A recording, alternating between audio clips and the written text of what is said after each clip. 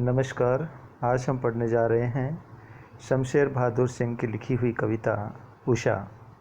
कक्षा 12वीं के पाठ्यक्रम में ये कविता है और आरोह भाग 2 पुस्तक में ये कविता दी गई है। इसका अध्ययन आज हम करेंगे कि इस कविता के अंदर कवि ने क्या बताने का प्रयास किया है, उसको हम जानेंगे।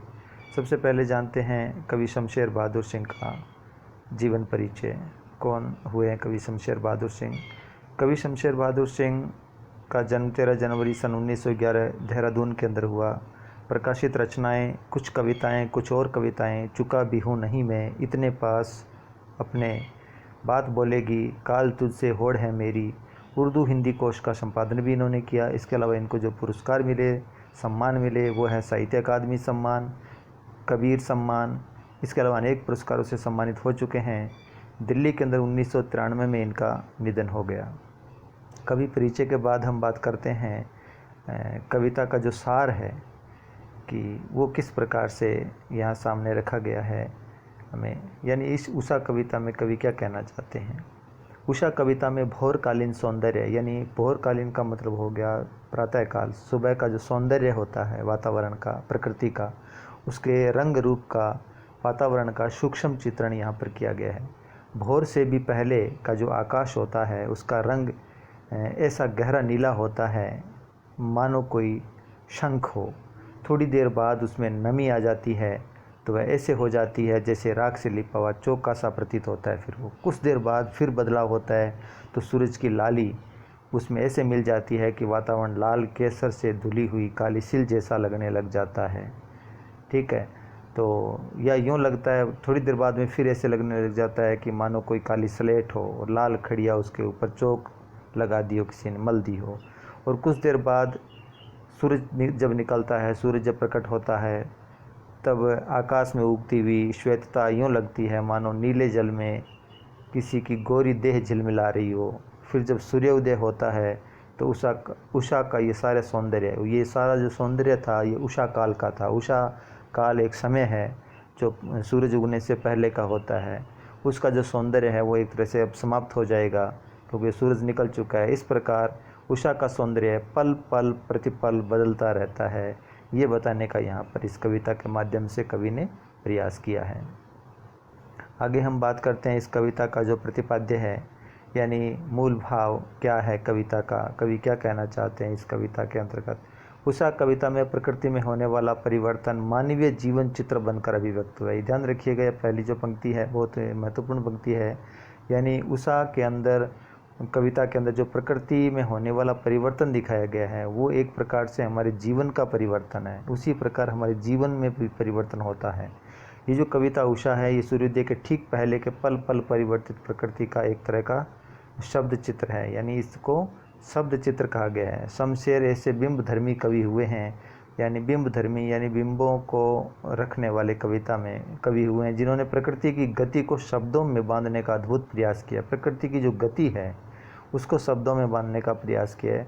कवि भोर के आसमान का मूक दृष्टा नहीं है। ध्यान रखिएगा, कवि आसमान को देखता है लेकिन देखकर चुप नहीं होता। जैसे आम आदमी देख लेता है, देख करके चुप रहता है कि अच्छा है, मन ही मन कह लेता है अच्छा है, लेकिन ये उसको कलमबद्ध करते हैं, अपने शब्दों में कागज़ पर उतारते हैं। एक कवि हैं ये।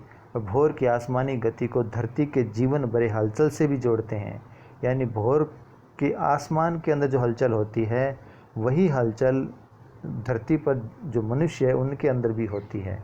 इसलिए वह सूर्योदय के साथ एक जीवंत परिवेश की कल्पना करते हैं।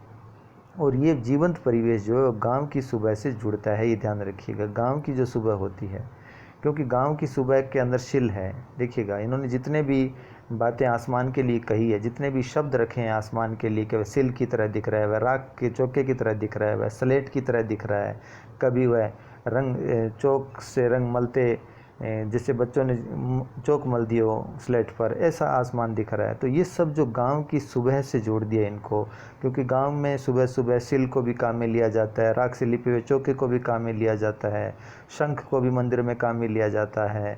ठीक है, जो स्लेट है उसको भी बच्चे काम में लेते हैं। ये सब अर्थात अपने अपने काम में लग जाना। और उसी प्रकार जो ये प्रकृति है ये हमें प्रेरित करती है कि जिस तरह से मैं परिवर्तित होकर के अपने अपने अलग अलग रूप बना रही हूँ, वैसे भी तुम्हें अपने जीवन को, अपनी दिनचर्या को अलग अलग रूपों में ढालते हुए अपनी दिनचर्या को बदलते रहना है, आगे जारी रखना है। तो गांव के जो सुबह का चित्रण किया उसे में पता चलता है कि वहाँ सिल है, गांव में राख से लिपा हुआ चौका है, स्लेट की कालीमा है, चौक से रंग मलते अदृश्य बच्चे के नन्हे हाथ है। ऐसे दिन की शुरुआत है जहाँ रंग है, गति है, ठीक है। यानी प्रकृति प्रेरित करती है हमें कि हमें ऐसे दिन की शुरुआत करनी है जिसमें रंग हो और गति भी हो। रंग का मतलब है उजाला, प्रकाश, अच्छाइयाँ हो जीवन के अंदर, खुशियाँ हो, भविष्य की उजास हो, और हर कालिमा को चीर कराने वाला एहसास उषा कराती है। यानी उषा कविता प्रेरित करती है कि जिस प्रकार एक घने अंधेरे कालिमा को चीर करके जब प्रातःकाल होती है तो उसमें किस प्रकार उषा साक्षी बनती है, उसका माध्यम बनती है, उसी प्रकार हमारे जीवन में भी जो घने अंधकार है, घना दुख है, उसको निकल कर हम बाहर आएँ और उजाले की ओर बढ़ें। ये उषा हमें प्रेरित कर रही है। ये प्रतिपाद्य है इस कविता का। अब हम इस कविता का विस्तार करेंगे कि इसमें क्या बताने का इन्होंने प्रयास किया है, कि अलग अलग रूपों के अंदर हम इसको पढ़ते जाएंगे। इसका जो अर्थ है, सबसे पहले मैं एक पहला बंद ले रहा हूँ इसका, जिसमें है प्रातः नभ था बहुत नीला, शंख जैसे भोर का नभ, राख से लिपा हुआ चौका अभी गीला पड़ा है। भोर का नभ, राख से लिपा हुआ चौका अभी नीला पड़ा है, अभी गीला पड़ा है। तो इसमें उषा का मतलब है सूर्योदय के पूर्व का समय, और भोर का मतलब है सुबह। भोर का मतलब है सुबह, भोर का नभ का मतलब सुबह का नभ, सुबह का आसमान। तो आप देख रहे होंगे विभिन्न जो उपमान दिए गए हैं, शंख है, चौका है, ठीक है, किसको दिए गए हैं? इस प्रातःकालीन आसमान को दिए गए हैं। तो यहाँ पर हम अर्थ करेंगे, प्रातःकालीन आकाश का रंग शंख के समान गहरा नीला है। प्रातः नभ था बहुत नीला, शंख जैसे, ठीक है, यानी उपमा दी गई है किसकी? शंख की उपमा दी गई है आसमान को। सुबह के आसमान ऐसा लग रहा है देखने में जैसे मानो जैसे कोई शंख हो नीला। भोर का नभ, राख से लिपा हुआ चौका, थोड़ी देर बाद उसमें परिवर्तन होता है तो वह ऐसा लगता है जैसे वह राख से लिपा हुआ चौका हो कोई, और अभी अभी गीला पड़ा है। अभी अभी गीला पड़ा होने का मतलब है प्रातःकाल की नमी का एहसास कराता है हमें। तो यहाँ पर प्रातःकालीन आकाश का रंग शंख के समान गहरा नीला बताया गया है। उसके बाद भोर होती है, भोर के समय नीला रंग थोड़ा और मंद पड़ जाता है और वातावरण में नमी दिखाई पड़ती है हमें, और यही नमी जो होती है वो राख से लिपा हुआ चौके का एहसास कराती है। ऐसा लगता है मानो आकाश न हो बल्कि राख से लिपा हुआ गीला चौका हो। नमी के कारण गीलापन रंग राख सा और गहरा हो जाता है। ये बताने का प्रयास कवि ने इस कविता के अंतर्गत किया है। अब हम बात करते हैं अगले बंद की। अगले बंद में यहाँ पर क्या कहना चाहते हैं कवि? बहुत काली सिल जरा से लाल केसर से कि जैसे धुल गई हो, स्लेट पर या लाल खड़िया चौक मल दी हो किसी ने। तो यहाँ पर जो उपमान आए हैं वो आए हैं सिल, ठीक है, और किसके लिए आया है? ये देखिए सिल की तरह ही आसमान दिख रहा है। इस तरह के आसमान का रंग होता है तो ऐसे लगता है जैसे सिल हो कोई। बहुत काली सिल जरा से लाल केसर, कवि कहता है कि फिर थोड़ी देर बाद आसमान ऐसे लगने लग जाता है जैसे मानो कोई बहुत काली सिल हो और उस सिल के ऊपर किसी ने लाल केसर रगड़ करके उसको धो दी हो। फिर इस तरह का आसमान लालिमा लिए हुए हो जाता है। फिर थोड़ी देर बाद एहसास होता है कि नहीं, ये तो कोई स्लेट है जिसके ऊपर लाल खड़िया चौक किसी बच्चे ने मल दी हो, ठीक है, पढ़ते समय रगड़ दी हो। तो यानी भोर के झुटपुटे में अंधेरे और सूरज की उगती हुई लाई का जो मिश्रण है वैसे लगता है मानो गहरी काली सिल थोड़े से लाल केसर से धुल गई हो। अंधेरा काली सिल जैसा प्रतीत होता है और सूरज की लाली केसर के समान लगती है। वातावरण ऐसा जान पड़ता है मानो किसी ने काली स्लेट पर लाल खड़िया चौक मल दी हो। अंधेरा काली स्लेट के समान दिखाई देता है और सूरज की लाल किरणें जो है वो उस मिट्टी के समान दिखाई देती हैं, खड़िया मिट्टी के समान। तो कहने का मतलब है यहाँ पल पल परिवर्तित सौंदर्य का वर्णन कवि ने किया है। आसमान की जो गति है वो किस प्रकार पल पल बदलती है। अब आगे देखिएगा क्या है, कवि ने क्या अगले बंद में क्या बताने का प्रयास किया है, तो वो देखेंगे। थोड़ा सा यहाँ लिखने में गड़बड़ हुआ है तो इसको ध्यान दे लीजिएगा। नील जल में या किसी की गोर झिलमिल देह जैसे हिल रही हो, नील जल में या किसी की गोर झिलमिल देह, ये थोड़ा सा ठीक करेंगे इसको, ये हो जाएगा नील जल में या किसी की गोर झिलमिल देह जैसे हिल रही हो। ठीक है, ये हो जाएगा नील जल में या किसी की नील जल में या किसी की गोर झिलमिल देह जैसे हिल रही हो। कहने का मतलब ये है कि उसके बाद कैसा एहसास होता है। पहले तो खड़ियाकार उसका चूल्हे चौके का एहसास हो रहा था, लेकिन थोड़ी देर बाद थोड़ा सा और परिवर्तन होता है आसमान में, तो कैसा दिखता है, ऐसे लगता है जैसे इस प्रकार का आसमान हो जाता है, यानी अब सूरज थोड़ा सा निकलने वाला है, इस तरह का जो दिखता है। तो ऐसे लगता है, इससे तुलना की गई है जैसे कोई नीले समुद्र में कोई नहा रहा हो गोरे शरीर वाला।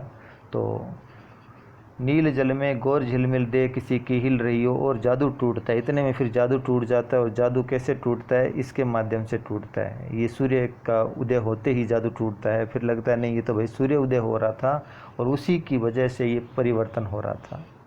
तो कवि क्या कहना चाहते हैं कि भोर के समय जब आकाश में गहरा नीला रंग छा जाता है और सूरज की श्वेत आभा दिखने लगती है, तो उस समय का सौंदर्य ऐसे प्रतीत होता है मानो नीले रंग के जल में किसी सुंदरी की देह झिलमिला रही है। और कुछ समय बाद जब सूरज उदित होता है तब उषा के पल पर बदलते रंगों का सौंदर्य एकदम छुमंतर हो जाता है, गायब हो जाता है, अर्थात सूर्योदय हो जाता है।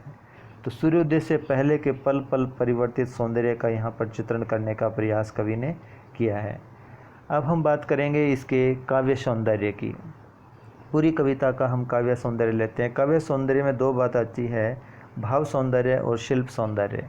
तो हमारी कविता सामने है, इसको देख देख करके हम इसका भाव और शिल्प करेंगे। सबसे पहले ये कविता पढ़ते हैं पूरी। प्रात नभ था बहुत नीला शंख जैसे, भोर का नभ राख से लिपा हुआ चौका, ब्रैकेट में अभी भी गीला पड़ा है, बहुत काली शिल जरा से लाल केसर से कि जैसे धुल गई हो, स्लेट पर या लाल खड़िया चौक मल दी हो किसी ने, नील जल में या किसी की गोर झिलमिल देह जैसे हिल रही हो, और जादू टूटता है इस उषा का, अब सूर्योदय हो रहा है।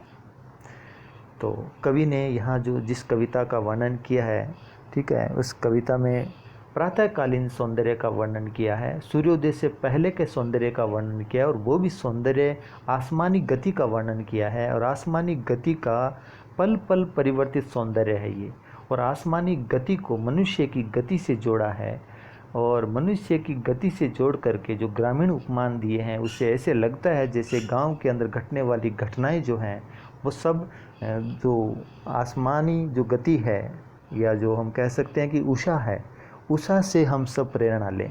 ठीक है, प्रेरणा लेकर ही सारे कार्य होते हैं। तो प्रकृति हमें प्रेरित करती है, ये भी ये कविता हमें बताती है। तो सबसे पहले इसका जो भाव है वो देखेंगे हम, यानी मूल भाव क्या है इस कविता का, निचोड़ का क्या है, यानी कवि क्या कहना चाहते हैं। कविता में कवि ने सूर्योदय से पहले के वातावरण का सुंदर चित्रण उकेरा है। इस अंश में सूर्योदय से पूर्व के समय के पल पल परिवर्तित आसमानी सौंदर्य, ठीक है, पल पल परिवर्तित जो आसमानी सौंदर्य है उसका यहाँ पर इन्होंने वर्णन करने का प्रयास किया है। मनोहारी चित्रण भी किया है। कविता मनोहारी का मतलब मन को हरने वाला। कविता में ग्रामीण परिवेश सजीव हो उठता है, ग्रामीण जो परिवेश है वो जीवंत हो उठता है, ये हम बात कर रहे हैं। अब दूसरी बात करते हैं। देखिए, ग्रामीण परिवेश क्यों सजीव उठता है, क्योंकि गांव के जो शब्द हैं उनका प्रयोग है, चौका है, राख है, सिल है, खड़िया है ना, शंख है, तो ये ग्रामीण उपमानों का प्रयोग हुआ है ज़्यादा। अब बात करते हैं शिल्प की। शिल्प के अंदर कविता में हिंदी की खड़ी बोली का रूप प्रयोग में लिया गया है, यानी एकदम साधारण समझ में वाली भाषा है इस पूरी कविता के अंदर। तो वर्णनात्मक शैली है, वर्णन किया गया है, प्रातःकालीन सौंदर्य का वर्णन है, इसलिए इस शैली को हम कहेंगे वर्णनात्मक शैली है। उसके बाद दृश्य और स्पर्श बिंब, दृश्य बिंब है, ध्यान दीजिएगा, बहुत नीला शंख जैसे, ये देखिएगा, प्रातः नभ था बहुत नीला शंख जैसे, यहाँ दृश्य बिंब है, दिखाई देता है हमें, तो दृश्य बिंब है। और कैसा दिखाई दे रहा है, नीले शंख की तरह दिख रहा है। तो नीले शंख के दिखने का एहसास हमें होता है उस वक्त जब हम इस कविता को पढ़ते हैं।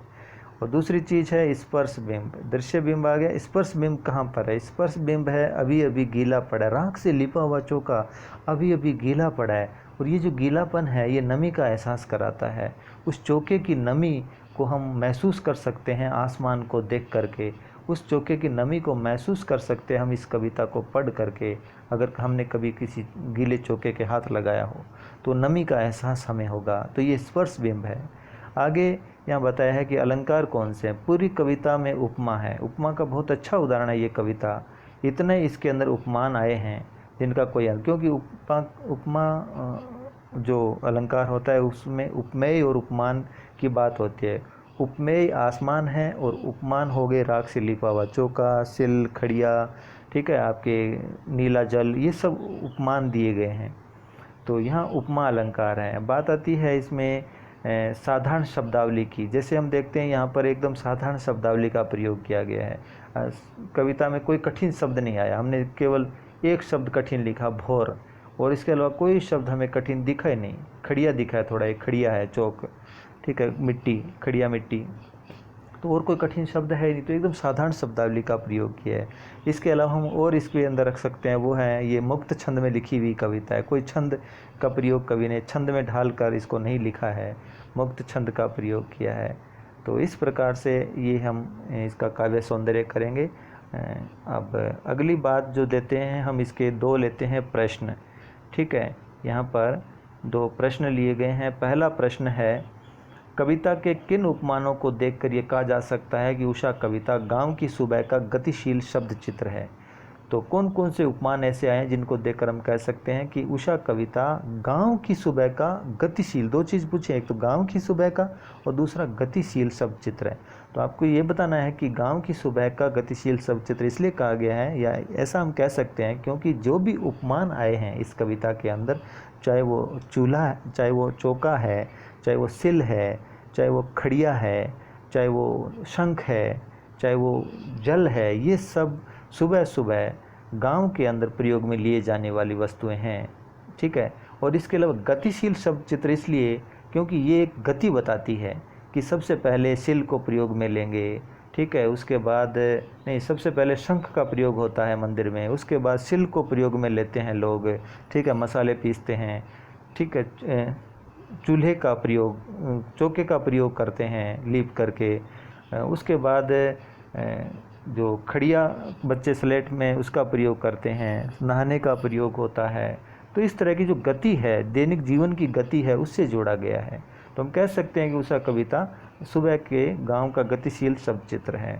दूसरा जो प्रश्न आता है इसके अंतर्गत वो है, भोर के नभ को राख से लिपा और गीला चौका की संज्ञा क्यों दी गई है? तो भोर के नभ के अंदर राख से लिपा हुआ इसलिए क्योंकि उसका मटमैला रंग होता है, इसलिए वो राख से लिपे हुए की तरह लगता है। गीला चौका इसलिए कहा गया है क्योंकि सुबह के वातावरण में नमी होती है, तो वो नमी होने के कारण उसको, भोर के नभ को राख से लिपा हुआ गीला चौका कहा गया है। और बहुत उम्मीद है मुझे आपको ये कविता अच्छी तरीके से समझ में आ गई होगी। धन्यवाद आप सभी का। अच्छी